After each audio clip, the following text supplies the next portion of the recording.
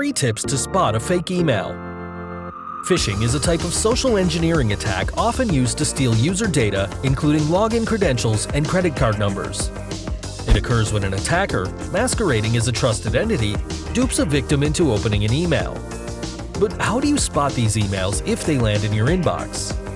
Number 1. No legitimate organization will contact you from an address that ends in Gmail, Hotmail, or Yahoo.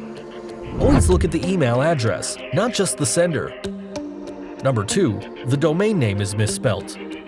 This is a common technique, and sometimes just one character can be out. As an example, an O may be replaced with a 0. Again, check the email and pay close attention to the domain it's from. Number 3. Suspicious links. 99% of phishing emails will be asking you to click a link. Always look at the root domain of the link. You can do this by hovering over the link. On a mobile device, hold down on the link and a pop-up will appear containing the URL. Keep your organization protected. Get in touch with us today.